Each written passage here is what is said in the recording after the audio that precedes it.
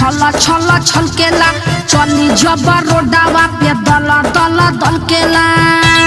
अरे यार राजा सुना हमारो जवानी राजा छल छल छलकेला चली जब रोडावा पे जोबन बड़ा दलकेला। अपनी जवानी दे दो मैं भी थोड़ा चखलूं। कएगो तू यार रखलू हो प्यार रखलू है कुआरे में केतना भतार रखबू। सुन कएगो तू यार रखलू है प्यार रखलू तू कुआरे में केतना भतार रखबू।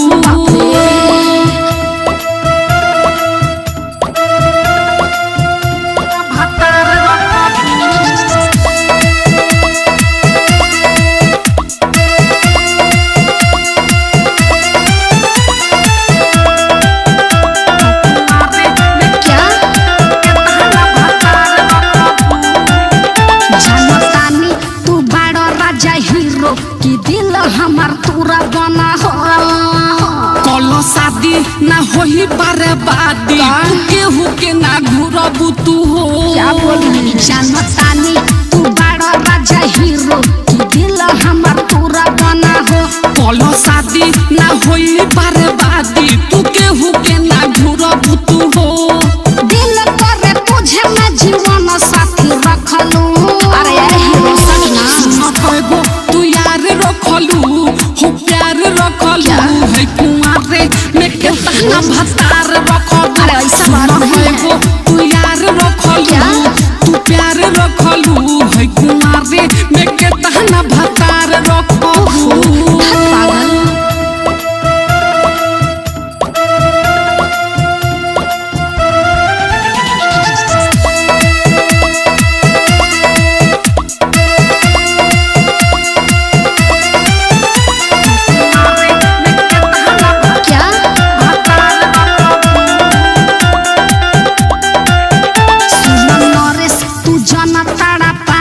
ना होई बरदास या राजा कहे भूलन विकास नयाव ना तो होई घाते रानी।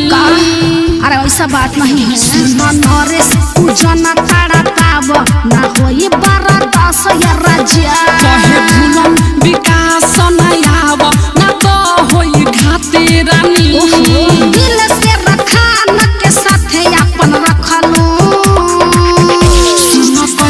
तू यार रखलू हो प्यार रखलू है कुआरे में केतना भतार रखबू। अरे ऐसा बात नहीं है तू यार रखलू हो प्यार रखलू है कुआरे में केतना भतार। अरे बिल्कुल परफेक्ट है हमारो जवानी राजा छल छल छलकेला चली जब रोडावा पे दल दल दलकेला।